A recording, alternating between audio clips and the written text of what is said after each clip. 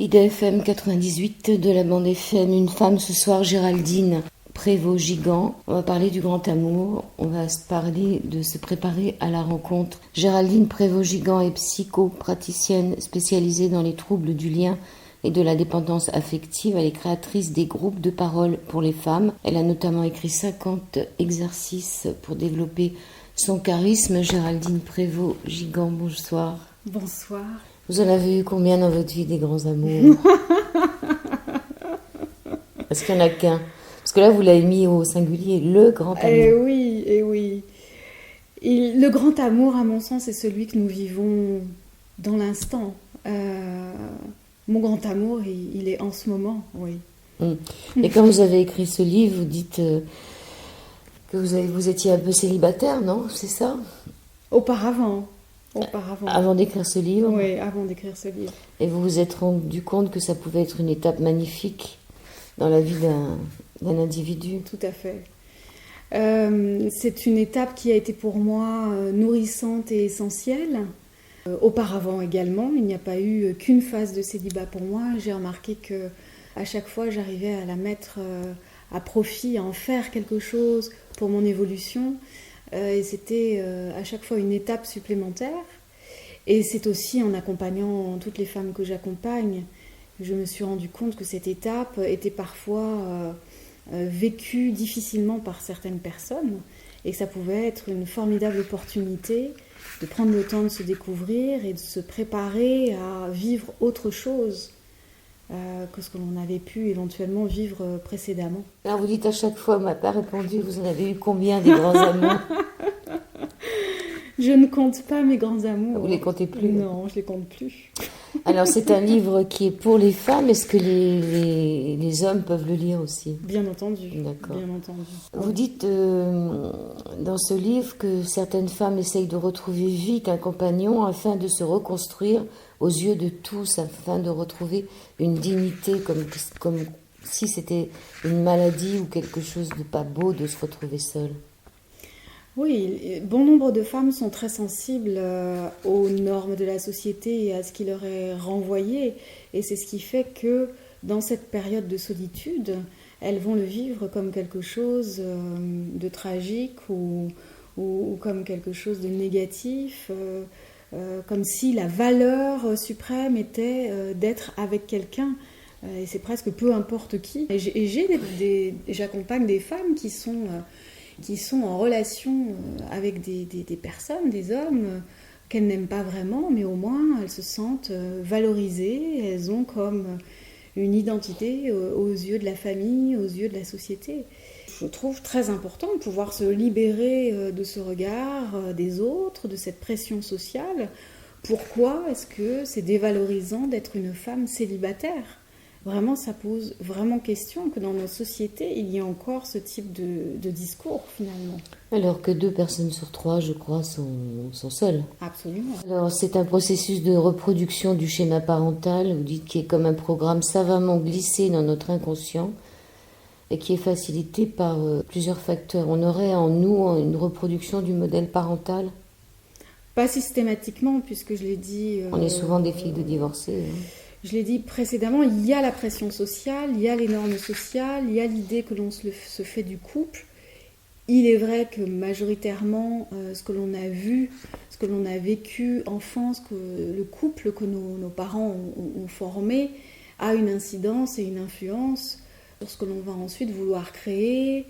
Et le travail sur soi, c'est de se libérer de ce que l'on a vu ou de se libérer aussi de ce qu'on nous a inculqué, de se libérer des croyances transmises par notre famille et de pouvoir faire ses propres choix et de découvrir qu'est-ce qui fera réellement mon bonheur au lieu de répéter ce que l'on a vu. Vous écrivez que dans la relation amoureuse, nous sommes souvent dans l'illusion, plus ou moins consciente, d'éternité, comme si nous touchions du doigt l'infini, comme si nous pouvions entrer dans un espace où pour une fois, l'expérience ne s'achèverait jamais.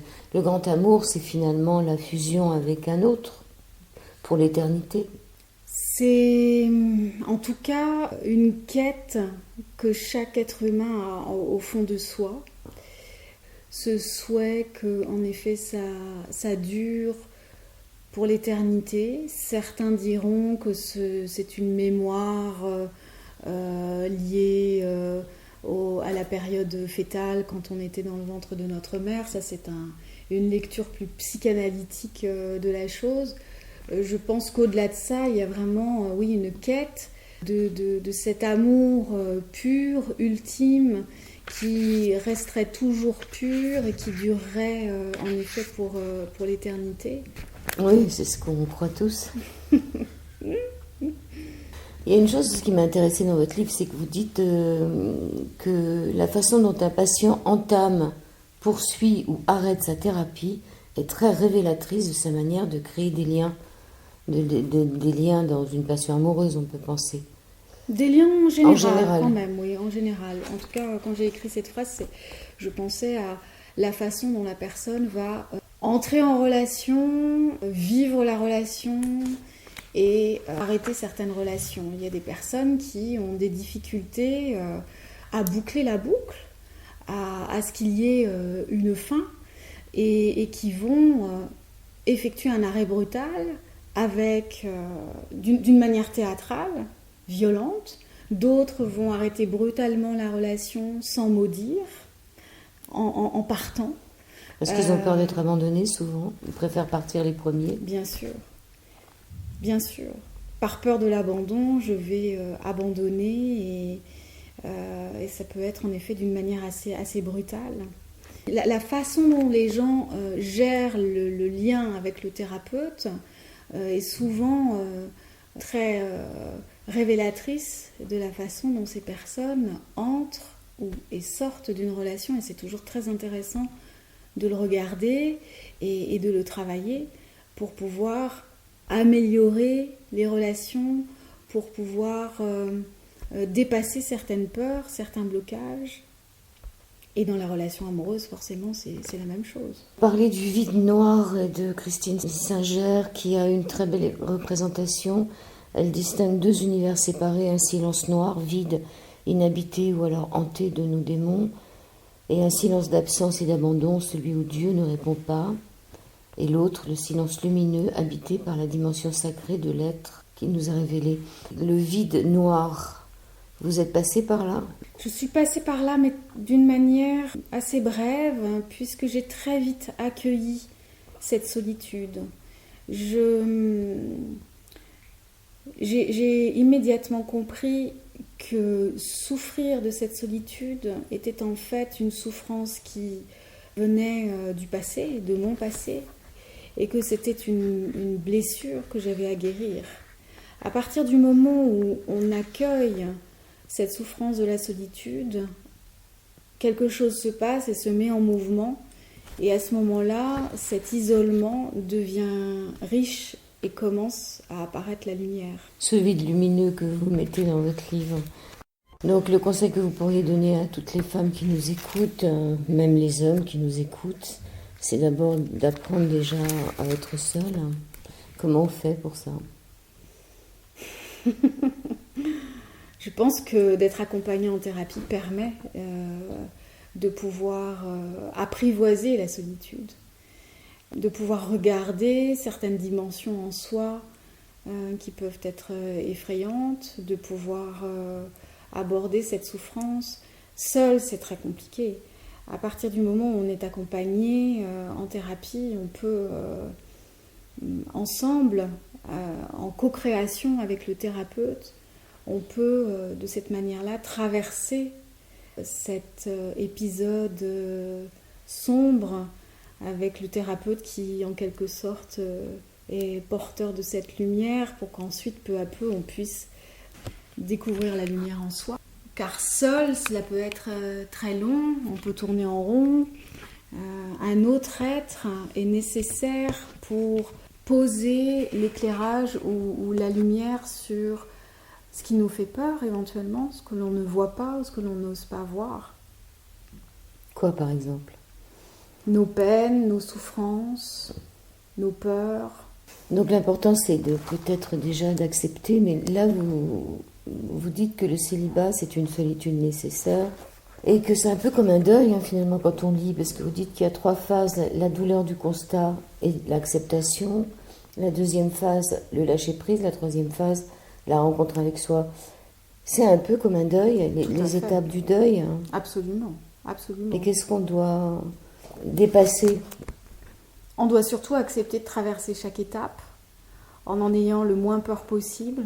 Et la première étape, le constat et l'acceptation. Vous le disiez tout à l'heure, il y en a certains qui n'ont pas du tout envie que ça s'arrête, ou d'autres qui arrêtent les choses plus près.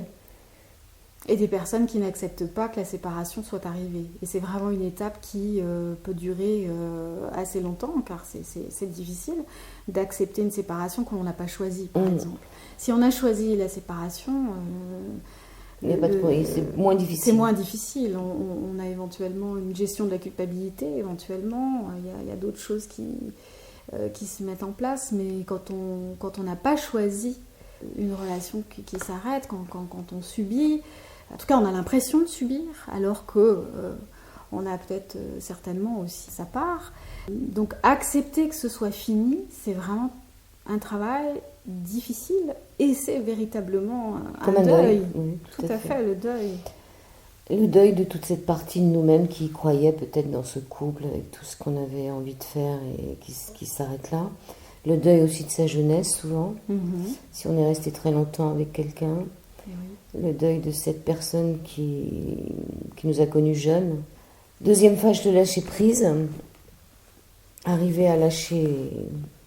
À partir du moment où on accepte que ce soit passé, à partir du moment où on accepte qu'il y a séparation, à partir du moment où on accepte d'être dans cette situation de célibat, il y a de facto une forme de lâcher-prise, c'est-à-dire qu'on arrête de se cramponner, c'est ça surtout le lâcher-prise, c'est pas une forme d'abandon, mais c'est si j'arrête de me cramponner, si je me dis ok, ça y est, c'est fini, cette relation est finie, je suis dans une phase de célibat, du coup il y a quelque chose une détente, et on peut commencer à regarder les choses différemment. Donc la troisième phase, la rencontre avec soi. C'est peut-être plus difficile pour des femmes qui restent avec des enfants de s'en sortir qu'avec un homme qui serait sans enfants.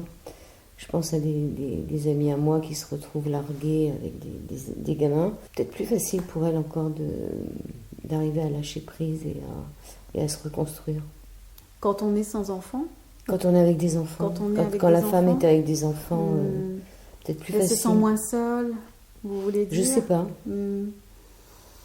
Certaines le vivent aussi super mal en disant que c'est vachement lourd à porter. Oui, c'est plutôt comme ça que je le sens. Voilà, de continuer à s'occuper des enfants et de tenir le coup avec toutes ces responsabilités. Il y a la difficulté de la relation qui s'arrête, il y a la difficulté de se retrouver seule, avec en plus de lourdes responsabilités. Mais en même temps, il y a aussi des femmes qui sont sans enfants et qui vont vivre d'une manière très très difficile la séparation parce qu'elles ont vraiment cette sensation d'être totalement seules et perdues, coupées du monde, avec l'impression que le monde s'écroule et qu'il y a tout à reconstruire. Là, nous sommes dans votre cabinet, donc vous accueillez des femmes, uniquement des femmes? Oui. En groupe en tout cas. Les groupes que j'anime sont des groupes pour les femmes. En consultation individuelle, je reçois... Des couples? Pas les couples. Non. Je reçois en individuel femmes ou hommes aussi. Et donc les plus jeunes ont quel âge? 25. D'accord, et les plus âgés? 65, 67. Ce sont des femmes qui y croient encore? Bien sûr. Sinon elles ne viendraient pas. Bien sûr. Et elles rencontrent. J'ai une personne là, qui vit une merveilleuse histoire d'amour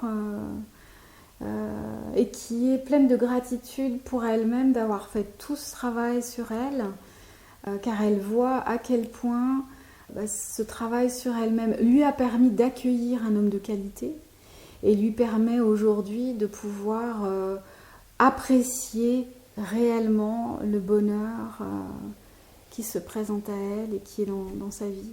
C'est très beau à voir, à accompagner. Géraldine Prévost-Gigand, dites-moi, on n'a jamais eu autant de moyens de se rencontrer avec tous ces sites internet, etc. Et pourtant, on a quand même l'impression que ce sont des vastes, ces clubs de rencontres, des vastes clubs pour échangistes, enfin échangistes pour échanger des petits moments, quoi. Mais que c'est pas vraiment une solution non plus. La difficulté, c'est que nous avons moult possibilités avec toutes ces propositions, que ce soit en effet les sites internet, les applications, les soirées rencontres, les datings, etc. etc. Et du coup, les gens sont un peu perdus. Il y a une difficulté à savoir où l'on va, qu'est-ce qui est bien.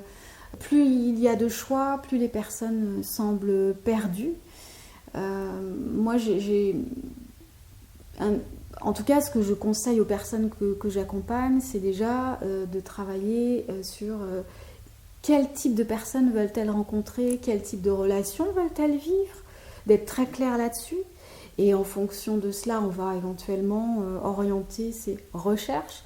Mais surtout, ce qui est important, à mon sens, c'est d'être très clair par rapport au souhait de rencontrer quelqu'un et de comprendre que le désir de rencontrer quelqu'un est tout à fait légitime. En revanche, être dans je veux à tout prix, comme une forme d'attitude de consommation, n'est pas la bonne posture. De comprendre que la vie est pleine de surprises et qu'avant tout, ce qui est intéressant, c'est d'élargir son champ de connaissances, d'élargir son champ d'activité, de surtout vivre pour soi, dans le sens d'avoir des activités qui épanouissent, qui rendent heureux ou heureuse. Et si quelqu'un se présente, c'est super. Mais si je mets en place un processus de je veux rencontrer absolument pour être heureux ou heureuse, là c'est prendre le truc à l'envers. Donc finalement, quel que soit le moyen de rencontrer, c'est surtout l'attitude, la posture que l'on va avoir, la motivation, et est-ce qu'on met les choses dans le bon ordre. Alors vous invitez aussi vos lectrices, enfin vos patientes, et pourquoi pas les auditrices qui nous écoutent, à réfléchir sur les différentes formes d'amour. Faire vivre un amour n'est-il possible que dans une relation de couple standard ?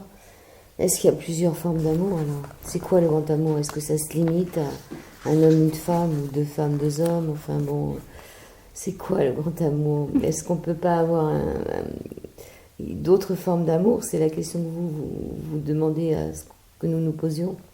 Oui, je pense que nous sommes dans une société qui normalise beaucoup l'amour. Dans une société où, paradoxalement, on va être beaucoup plus cool maintenant par rapport à la sexualité, les personnes vont beaucoup moins hésiter à explorer différentes formes de sexualité. En revanche, ce que je trouve, c'est que la notion d'amour est encore très normée et qu'il y a à envisager d'autres formes de relations, d'autres formes d'amour. Très vite, quand je dis d'autres formes de relations, on va envisager des choses qui ont une orientation plus sexuelle, c'est-à-dire avoir plusieurs partenaires ou expérimenter ceci, cela. Mais en termes de vraiment d'amour... Ça rime avec toujours. C'est vrai, ça rime avec toujours, ça rime avec mariage, ça rime avec normes, ça rime avec toujours la même histoire et la même forme. Et je pense, et je suis convaincue, qu'il y a une co-création entre deux êtres. Et que deux êtres... c'est-à-dire que vous allez rencontrer quelqu'un avec qui vous allez co-créer une histoire, cette histoire s'arrête, vous rencontrez un autre être, vous allez co-créer une autre histoire. C'est-à-dire, chaque histoire est vraiment unique. Et pourtant, des fois, elle se termine pareil. Elle se termine pareil parce qu'on était peut-être dans une norme avec des repères bien précis à exiger de vivre de telle et telle manière parce que l'on pense que le grand amour doit prendre cette forme. À partir du moment où on lâche ça et on écoute ses propres besoins, où l'autre exprime ses propres besoins et où on met dans ce pot commun notre expérience, nos désirs, nos besoins, notre créativité et ce qu'on veut vivre avec l'autre, on peut créer quelque chose de vraiment unique. Et ça, c'est une véritable co-création. Il y a tout plein de questions essentielles que nous pouvons nous poser. Par exemple, à la page 63, à propos de nos anciens amants, combien d'ex sont encore dans nos vies? Avec le temps, quel genre de relation avons-nous créé avec lui ou avec eux? Un ex prend-il une certaine place dans ma vie? Dans quelle catégorie précédemment citée figure-t-il? L'ex indispensable, le conseiller, le sex friend, le harceleur ou celui que j'aime toujours sans me l'avouer? Et à ce jour, pour quelle raison mon ex est-il toujours dans ma vie? Exemple, je n'y pense pas, il fait partie de mes meubles, voilà. Est-il possible d'envisager ma vie future sans mon ex? Vous posez aussi, vous demandez aux femmes célibataires là, qui nous écoutent, femmes célibataires de longue date, si elles peuvent s'interroger sur leur entourage. Est-ce qu'il y a un homme qui occupe trop de place dans leur vie? Est-ce qu'il y a un homme référent, influent, toujours présent? Ça, c'est intéressant, ça peut être un fils, un père. C'est ça, on est d'accord? C'est plutôt l'ex qui peut être encombrant. En effet, il peut y avoir des relations... un père malade, un fils... Oui, et un être qui prend beaucoup de place. Et en effet, c'est ça la question. C'est, est-ce qu'il y a un être qui prend beaucoup de place, trop de place? Est-ce qu'on surinvestit une relation? Ce qui est important, c'est de découvrir à quel point on ne laisse pas la place à une nouvelle personne. Mais j'insiste un peu plus sur la notion d'ex, parce que quand l'ex prend encore pas mal de place dans notre vie, ça veut dire aussi qu'on n'a pas fait vraiment le deuil. De quoi? C'est intéressant de se poser la question, de lui, de la relation, de ce qu'on aurait aimé vivre, voilà. Qu'est-ce qui nous empêche de laisser partir cet ex? Ça, c'est vraiment fondamental, parce qu'il y a des personnes qui prennent une place psychique, en fait, qui tiennent une place dans notre vie beaucoup plus importante qu'on peut le penser. Donc, pour vous, le grand amour ne peut pas se terminer en grande amitié? Il faut laisser tomber. Si le grand amour se finit en grande amitié, et si c'est un grand amour, donc ça veut dire qu'il n'y a plus de grand amour, ça veut dire aussi qu'on n'a pas fini la relation. Non, pour moi, non. Donc, il faut que ça se termine. En tout cas, sinon, ça ne laisse pas la place à un autre grand amour, à une autre relation. La personne a encore une place prépondérante et on lui laisse peut-être un certain pouvoir aussi dans notre relation sur nous-mêmes. Non, en ce qui vous concerne, Géraldine Prévost-Gigant, vous ne revoyez plus vos ex. Ah non, ça, je n'y revois plus. Il y en a qui le regrettent d'ailleurs. Mais ça, s'il y a bien une chose très claire et que j'ai vraiment apprise dans la vie... Et peut-être que dans 20 ans, vous aurez envie de les revoir. Non. Et pourquoi pas? Dans d'autres vies? Non, mais peut-être faire un bilan. Je sais pas, une femme peut-être qu'à la soixantaine, elle a envie de faire un bilan sur ses ex, voir un peu comment ils ont évolué, comment on a évolué. Ça peut être drôle aussi, mais je dis pas de vivre avec eux, mais de les revoir. Si on éprouve le besoin de les revoir, c'est qu'il y a des réponses que l'on cherche. Pas des questions forcément à leur poser, mais des questions que l'on se pose soi-même. C'est que l'on cherche certaines informations qui nous permettraient d'être sereine avec le passé. Oui. À partir du moment où on est sereine avec le passé, et vraiment je le suis, on n'éprouve pas le besoin de revoir les ex. Parce qu'on regarde devant, on regarde maintenant. Ce qui est important, c'est ce qu'on vit dans l'instant présent, et c'est ce vers quoi, enfin c'est le futur vers lequel on va. Déjouer les croyances limitantes, on en a parlé un peu, hein. Ces croyances qu'on a depuis la nuit des temps. Vous parlez de la compulsion de répétition, vous dites que ce concept a été inventé par Freud assez tardivement dans son cheminement. La compulsion de répétition, souvent, pour celles qui ont eu plusieurs histoires, ça se termine toujours pareil. C'est une compulsion de répétition, c'est-à-dire qu'on a du mal à terminer l'histoire autrement. Ou bien l'histoire se termine de la même façon parce qu'on était dans une situation qui était similaire aux précédentes. Le schéma de répétition, il peut être aussi... Parce qu'on aura envie de faire autre chose et qu'on remet toujours la même scène sur le théâtre de manière à essayer de trouver une autre sortie. Oui, et c'est une invitation inconsciente à aller explorer quelque chose, c'est-à-dire que ce qui fait que l'on est toujours dans la même sorte d'histoire, c'est le seul moyen que nous avons trouvé pour nous interpeller et nous dire qu'il y a quelque chose à aller résoudre dans notre inconscient. Le schéma de répétition n'est pas seulement toujours la même fin de relation, ça peut être je rencontre toujours le même type d'homme, je rencontre des hommes avec qui je vis la même sorte d'histoire. C'est pas forcément toujours la même fin, ça peut être aussi toujours le même milieu, toujours la même personne, les mêmes rebondissements désastreux, les mêmes trahisons. Enfin, après, les scénarios sont différents en fonction de chacun. Ce qui est important, c'est de remarquer s'il y a une répétition, quelque chose qui se répète régulièrement et depuis longtemps. L'amour se porte autour du cou, le cœur est fou. Et de FM 98 de la bande FM, nous parlons toujours du grand amour avec Géraldine Prévost-Gigant. Pour son livre Le grand amour, se préparer à la rencontre aux éditions Odile Jacob. Est-ce que la réussite ou l'échec en amour est une pure illusion sociétale ? C'est la question que vous vous posez dans votre livre. Est-ce que dans la société, c'est une bonne question parce que est-ce que finalement, quand on voit un couple en face de nous, c'est un vrai couple ? En tout cas, la question intéressante, c'est, comme vous l'avez dit, la question que je soulève dans le livre, c'est qu'une histoire qui se finit dans le langage, en tout cas dans les mots que j'entends prononcés par les personnes que j'accompagne, les personnes me disent c'est un échec. Et ce qui est intéressant, c'est de mettre le mot échec sur la fin d'une relation. Et pourquoi est-ce un échec ? Parce que ça s'est fini.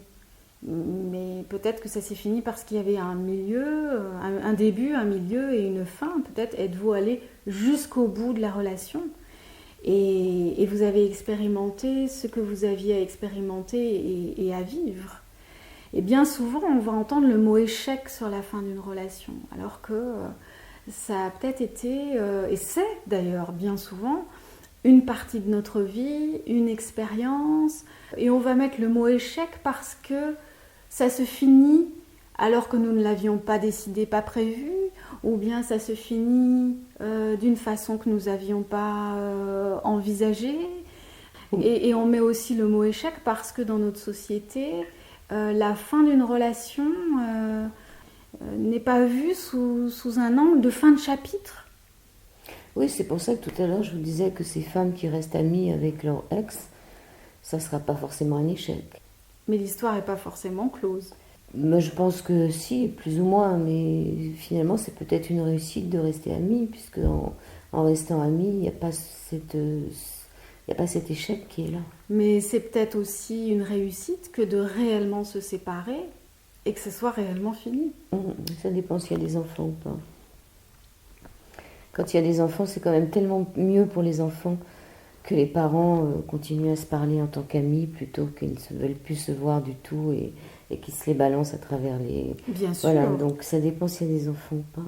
Bien sûr, mais quand par exemple j'entends une femme me dire qu'elle part en vacances avec son ex et avec les enfants. Et pas forcément avec les enfants, et ils restent amis, et que cette personne se plaint parce qu'elle ne rencontre pas quelqu'un. Donc là, vous voyez qu'il y a quelque chose qui n'est pas bouclé. C'est vraiment dans ce type de configuration que c'est intéressant de regarder. Vous dites aussi que c'est, d'autre part, en tant que parents, nous avons aussi une responsabilité, celle d'apprendre à nos enfants à ne pas juger leur vie amoureuse. Comment on fait pour apprendre à nos enfants à ne pas juger leur vie amoureuse? Peut-être déjà à tenir un discours moins normé sur ce qu'est la réussite d'une vie amoureuse, à leur faire comprendre que ce qui est le plus important, c'est d'être heureux, quels que soient nos choix, que le bonheur n'est pas forcément le mariage, les enfants, la voiture, le chien et tout le tout-team. Et que le plus important est de réellement connaître ce dont on a envie, ce dont on a besoin, et de ne pas vouloir absolument correspondre à une image renvoyée par la famille, renvoyée par la société. Par les contes de fées. Par les contes de fées aussi. Oui, donc leur premier grand amour, finalement, il ne faudrait pas qu'ils en pleurent. Au premier grand amour, on en a tous eu un. La première séparation, la première fois où on s'est fait mal. Qu'est-ce qu'on pourrait dire à l'enfant plutôt que de lui dire une de perdue, 10 de retrouvée?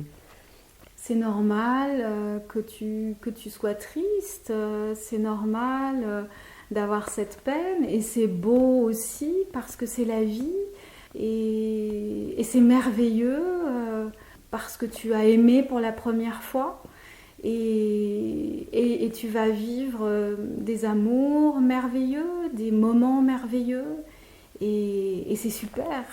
Et, et, et oui, il y a cette peine, il y a cette tristesse, et je la comprends. Vous dites que la passionnelle est vue d'un mauvais œil car la passion amoureuse est souvent envisagée comme une pathologie. Dans votre livre, Le Grand Amour, il est passionnel ou pas? On a le droit d'être passionnel ou il faut pas? Bien souvent, la passion est vue comme quelque chose de destructeur, où on va être tellement passionné qu'on ne va pas faire attention à soi et que ça va être un amour qui va détruire, bouffer, ronger. On peut aussi être passionnément amoureux et que ce soit une intensité qui va vers le meilleur. Bien souvent, les gens disent « j'ai connu une passion » parce qu'en fait, ils ont énormément souffert parce que c'était un amour impossible. Mais on peut aussi être passionné d'un amour possible, passionné de cet être totalement disponible. Une fois qu'on est célibataire, il faudrait éviter les sentiments d'urgence, vous le dites, cette propension à précipiter la relation qui est bien souvent due à certaines croyances limitantes comme vite profitant avant qu'il ne change d'avis. Donc quand on rencontre quelqu'un, si la rencontre se fait après la solitude, il faut faire un peu attention, il ne faut pas trop se précipiter et se dire vite j'en tiens, je le lâche pas. Parce que c'est ça finalement. Oui, et c'est la peur du vide aussi. Il faut qu'il y ait absolument quelqu'un d'autre pour éviter de ressentir éventuellement des trucs pas sympas, pas agréables. Cette précipitation, c'est un mouvement vers l'extérieur pour éviter de regarder à l'intérieur de soi. C'est une sorte de précipitation pour ne surtout pas sentir ce qui pourrait être désagréable. Donc là, on est vraiment dans un mouvement où on est décentré et pas véritablement en contact avec soi. Et vous dites aussi, je pense que c'est quand même peut-être beaucoup moins à notre époque. Souvent les femmes avant, enfin la jeune fille, elle quittait le foyer familial pour se marier. Finalement, elle n'avait jamais vécu seule. Maintenant, c'est quand même peut-être pas... je pense que les jeunes filles, elles vivent un peu plus seules avant de partir en couple. Tout à fait, oui. En effet, elles expérimentent une vie de femme libre. Et c'est très bien. Donc elles ressentiront peut-être moins la solitude, quoique c'est beaucoup de colocations. Absolument. Ouais. Et ça dépend aussi quand arrive la solitude, à quel âge et après quelle sorte de relation, à quel moment dans l'existence aussi. Il peut y avoir des moments de solitude et de célibat qu'on va vivre super bien et d'autres moments dans la vie où là ça va être particulièrement lourd et difficile. Tout dépend où on en est dans notre évolution, dans notre maturité et ce que l'on a traversé précédemment. Alors qu'est-ce que vous proposez aux femmes qui viennent chez vous? Est-ce que vous avez le titre de psychopraticienne spécialisée dans les troubles du lien et de la dépendance affective? C'est long comme titre, il n'y a pas un titre plus court. Comment on pourrait vous définir? Spécialiste de la question amoureuse. Ouais. C'est plus court. Donc vous dites dans votre livre aussi que quand les femmes travaillent en groupe, finalement c'est souvent le fait de voir ce qui se passe chez les autres qui fait qu'on voit ce qui est chez nous. C'est clair que c'est un travail en miroir. Oui, absolument. Le travail en miroir, le fait en effet de voir quelqu'un qui est dans le même processus que soi permet une sorte de distance et de se dire « Ah, ok, je suis dans la même situation, je pense la même chose » et ça fait cet effet-là de l'extérieur et donc du coup, cette mise à distance permet de mesurer ce qui se passe à l'intérieur de soi. C'est le phénomène du plan de métro. Souvent, j'utilise cette métaphore. Quand on est le nez sur le plan, on ne voit pas. Et on fait quelques pas en arrière et on a une vue d'ensemble qui devient beaucoup plus claire, beaucoup plus précise. Et dans le travail de groupe, il y a ce phénomène qui se produit. Ce n'est pas la seule chose qui est thérapeutique, mais il est vrai que ça aide grandement bon nombre de gens. Et tout à l'heure, j'avais un atelier, c'est exactement ce qui s'est produit pour 2 personnes. Vous les faites travailler ensemble, en binôme, ou vous faites un genre de constellation familiale ou... Alors, il m'arrive de les faire travailler en duo parfois, ou à plusieurs. Mais bien souvent, je fais travailler par exemple une personne et je donne la parole à une autre personne qui va s'exprimer ou exprimer ce qu'elle a ressenti à la personne en question que je venais de faire travailler. Et il peut y avoir un échange entre ces 2 personnes qui sera très complémentaire du travail que je viendrai d'effectuer avec l'une d'entre elles. Elles vont se dire des choses, elles vont prendre conscience de certaines choses. Parfois, en faisant travailler une personne, ça fait travailler celle d'à côté.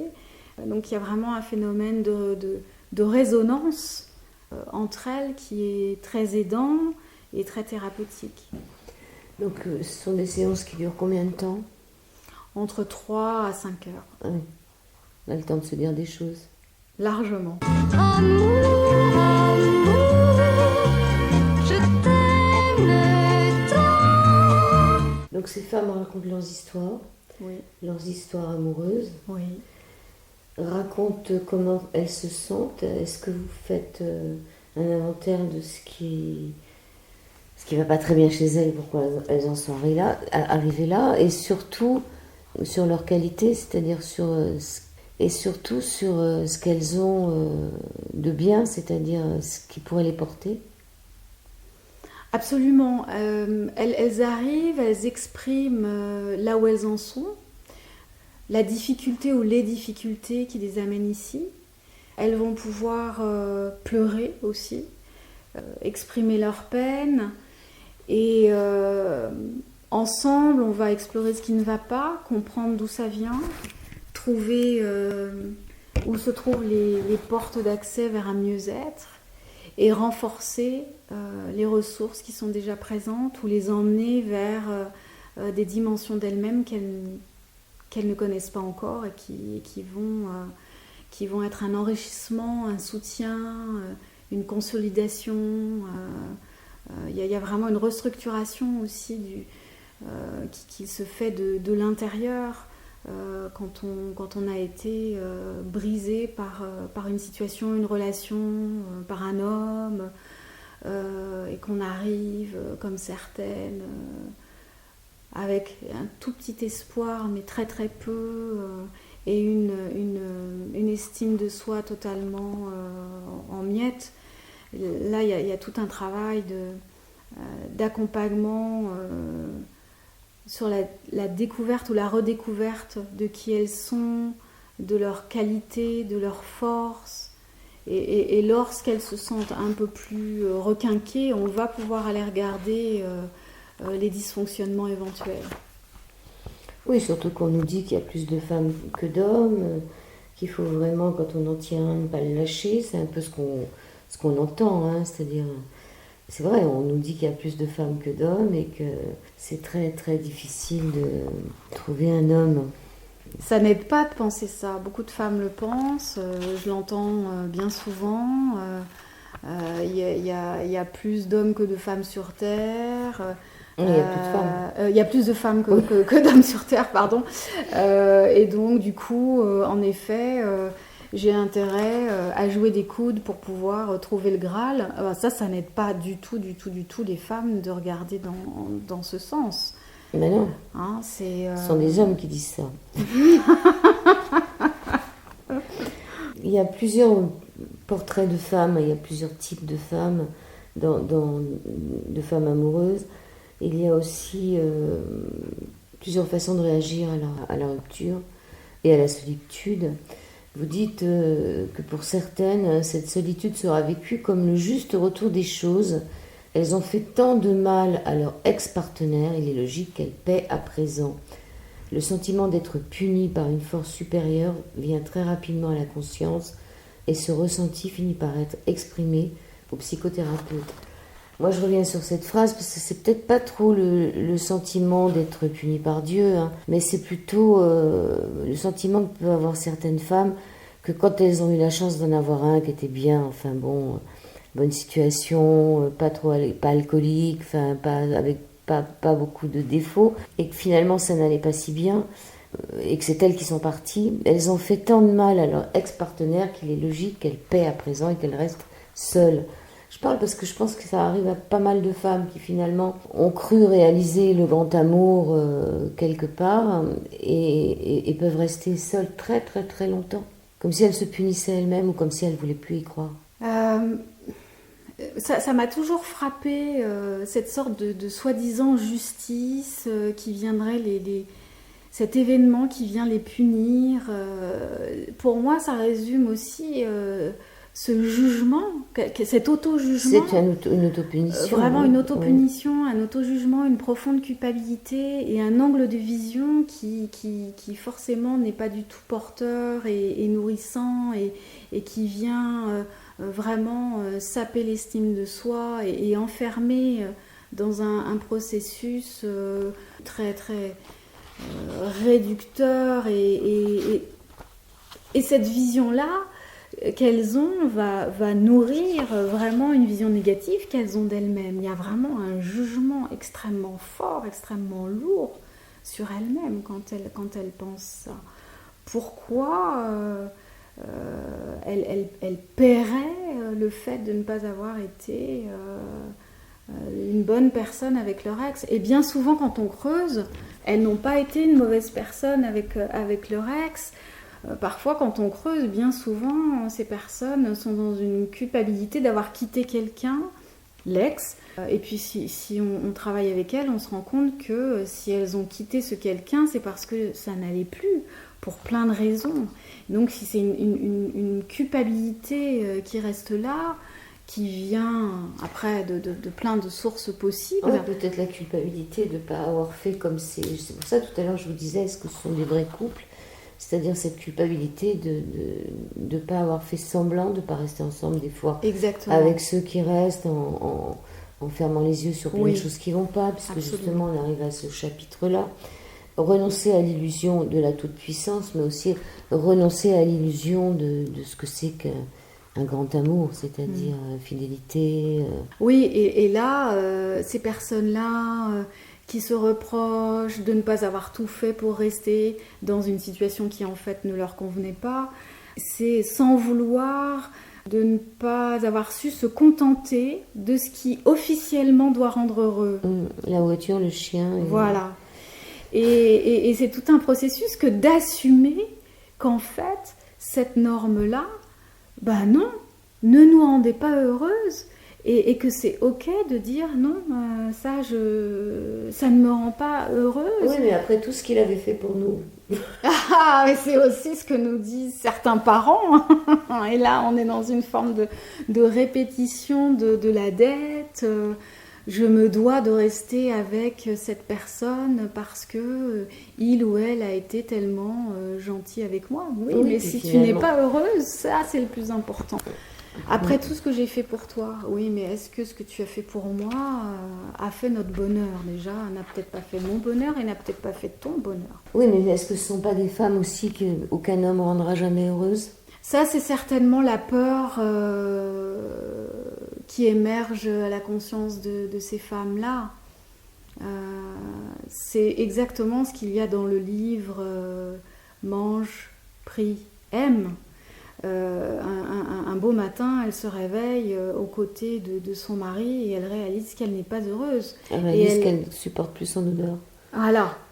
Et donc, et elle a vraiment répondu à la norme, persuadée que ça allait la rendre heureuse. Et elle part dans tout ce processus initiatique de découverte d'elle-même.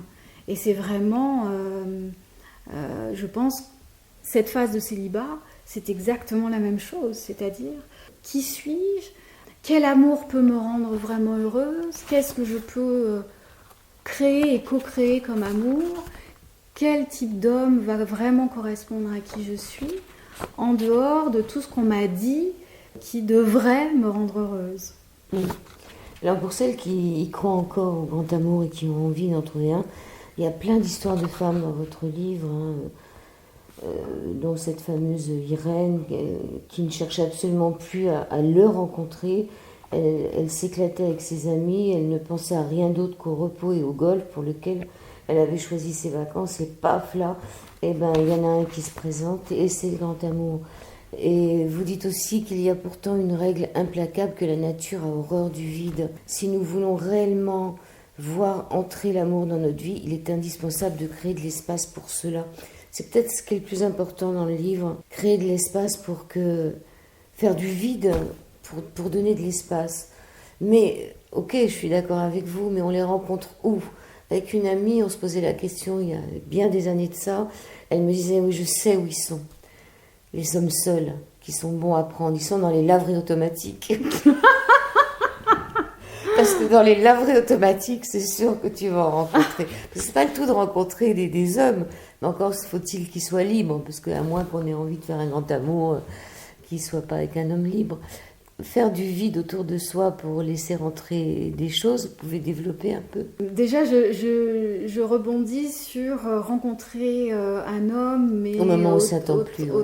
Voilà, au moment où on ne s'y attend plus, et il faudrait autant que faire se peut, qu'il soit libre. Ça fait aussi partie du schéma de répétition. Il y a des femmes qui ne rencontrent que des hommes mariés ou à l'autre bout de la planète. Ou indisponibles parce que totalement surinvestis. Elles veulent pas. Voilà.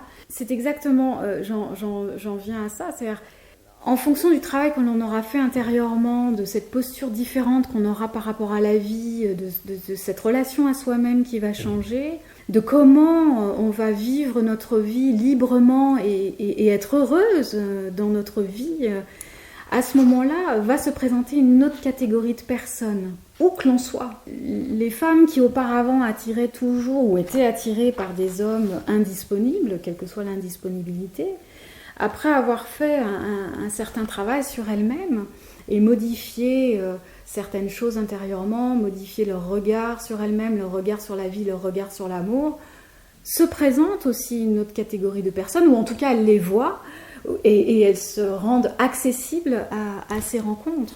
Moi, je suis convaincue que la transformation intérieure fait que les choses se modifient aussi à l'extérieur. Pas par magie. Non, ça je viens vous croire. Et déjà, si la femme a une autre image d'elle-même, elle donnera une autre image aux autres. Elle aura un autre comportement, une autre relation aux autres. Tout à fait. Et n'entreront pas dans sa vie les mêmes catégories de personnes. Ou en tout cas, elle s'intéressera peut-être à d'autres individus, ceux qui seront certainement meilleurs pour elle. Donc, la première question qu'il faut se poser, c'est vraiment en conclusion de votre livre, ai-je le droit d'être heureuse ? Avons-nous le droit d'être heureuse ? Peut-être une question fondamentale. Et qui revient si souvent en thérapie, que ce soit en individuel ou en groupe. C'est vraiment quelque chose qui est totalement récurrent. Je ne m'autorise pas le bonheur. Je prends conscience que je ne m'autorise pas à être heureuse, que je ne m'autorise pas le bonheur. Alors après, il y a plein de raisons à cela, mais c'est vraiment une réflexion, j'allais dire une interrogation, mais vraiment une réflexion importante. Qu'est-ce qui peut me rendre heureuse ? Quelle vie, en général, et quelle relation peut me rendre heureuse ? Et quels sont les freins quels sont les freins intérieurs qui m'empêchent d'être véritablement heureuse. Et c'est vraiment fondamental. Et ça, vous arrivez à le définir en thérapie ? Ah oui. Ça émerge assez rapidement. Ça met du temps après d'en faire le tour, parce que c'est quand même une question essentielle et fondamentale. Mais c'est en tout cas une des clés, et c'est très, très, très, très libérateur. Et il n'incombe pas à un homme de réparer toutes nos blessures et de répondre à tous nos besoins, c'est à nous-mêmes de le faire. Il s'agit en quelque sorte de notre mission de vie, s'aimer et prendre soin de soi avant de recevoir et de pouvoir donner aux autres. Donc attendre que ce soit l'homme qui arrive dans sa vie pour nous rendre heureux, c'est peut-être pas la bonne solution. Il fait que il n'est qu'une petite partie du bonheur. Et c'est pas à l'homme qu'on va rencontrer de soigner nos blessures. Absolument, et c'est bien souvent la posture des dépendants affectifs, cette attente qu'un autre être vienne combler nos manques, nous donner le bonheur que nous n'avons pas, nous renvoyer une bonne image de soi alors que nous voyons vraiment d'une manière très négative, vraiment être dans cette attente que l'autre nous donne tout ce que nous n'arrivons pas à nous donner. C'est le meilleur moyen d'être dépendant et c'est vraiment pas le meilleur moyen d'être heureuse. Et vraiment l'exploration de soi, la connaissance de soi permet de rééquilibrer cela. Et une fois qu'on est un peu plus en chemin dans la réconciliation avec soi-même, la relation avec cet autre, cet homme, va être plus saine, plus solide, parce que l'autre n'aura pas à répondre à tous nos manques et tous nos besoins. Oui, je pense qu'en nous toutes, il y a une envie de couple quand même. Alors je vais finir par une petite touche d'humour. Je vois que dans ce salon où vous accueillez vos patientes, qui sont sur des petits fauteuils en rotin, etc., il y a, je vois 3, il y en a peut-être même plus, 4 petites boîtes carrées qui contiennent des mouchoirs. Je pense que ça veut tout dire. Pas besoin d'en rajouter. Qu'est-ce qu'on a à pleurer finalement? Notre stupidité? Je serais plus douce. Et je dirais qu'on a à pleurer toutes nos blessures de femmes qui remontent à des siècles. Ouais. On a à pleurer le fait que on ne veut pas voir notre puissance de femme, on ne veut pas voir que nous sommes aussi des initiatrices, que la femme est un trésor de richesse et de sagesse si elle sait traverser les dimensions initiatiques que la vie lui propose. Et on pleure aussi ici le bonheur de se rencontrer, de se trouver, de se révéler, de partager. Il y a des larmes de joie aussi ici. Et ça, c'est très beau. Et donc, les femmes ne sont pas trop mauvaises entre elles. C'est-à-dire parce qu'il y a aussi cette image que les femmes entre elles, je veux dire, elles ne se font pas de cadeaux. Hein, ce qu'on ne dit pas des hommes. Hein. Donc, c'est quand même incroyable cette image qu'on nous met. Donc, ça se passe bien. C'est-à-dire que c'est plutôt des sœurs, c'est-à-dire des femmes qui vont se retrouver dans une même conscience commune de tout ce qu'on nous a appris. Absolument, il y a une charte éthique que les personnes doivent avoir lue auparavant en termes de tout ce qui est dit ici ne ressort ici, pas, c'est voilà. Normal. Autant que faire se peut de ne pas juger, et s'il y a jugement, de regarder à l'intérieur de soi à quoi ça nous renvoie. Ma manière d'orchestrer, on va dire, le déroulement du groupe ne laisse pas la place à cela et bien souvent il y a vraiment beaucoup de bienveillance, de résonance, de compréhension, d'entraide. La prochaine fois, je crois que vous avez quelque chose en octobre ou novembre sur Paris, parce que vous n'êtes pas toujours sur Paris. Je suis sur Paris tous les mois. Tous les mois. Et il y a à peu près 1, 2, 3, 4, 5 groupes une fois par mois. Il y a les groupes ponctuels et les groupes réguliers. Et dans les groupes ponctuels, il y a des personnes qui peuvent venir quand elles veulent. Quand elles veulent. Et donc les groupes réguliers, on est obligé de venir régulièrement, comme le mot l'indique. Mais quand les gens commencent à travailler avec moi, ils éprouvent le besoin d'entrer dans un processus. Le temps que ces personnes le souhaitent et le désirent. C'est des dates fixes. Alors, il y a le mardi et le jeudi, c'est les groupes de parole pour les femmes. Le mercredi, c'est l'atelier de sagesse. Et tout ça sur Paris. Tout ça sur Paris. Le mardi, c'est l'atelier de notion et le samedi, c'est le temps de l'amour, une fois par mois à Paris. Donc vous êtes là une semaine par mois sur Paris, on peut dire. Entre 10 et 12 jours. Et on vous retrouve en tapant votre nom, Géraldine Prévost, Gigant, Gigant. On me retrouve sur mon site internet géraldineprévost.com où là on trouve mes lieux d'exercice Vous qui êtes sont sur donc Paris. à Paris et à Hanovre, parfois en Belgique. Voilà, donc on peut me trouver principalement dans ces 3 pays-là. Tout est sur géraldineprévost.com. Le Grand Amour, publié aux éditions Odile Jacob. Géraldine Prévost, Gigant, vous avez autre chose en prévision? Je finis l'écriture d'un ouvrage sur l'espoir et je prépare le synopsis d'un autre livre sur l'amour. L'espoir de quoi? L'espoir en général? L'espoir. C'est vaste. C'est vaste et précieux. Merci beaucoup Géraldine Prévost, Gigant. Un grand merci à vous.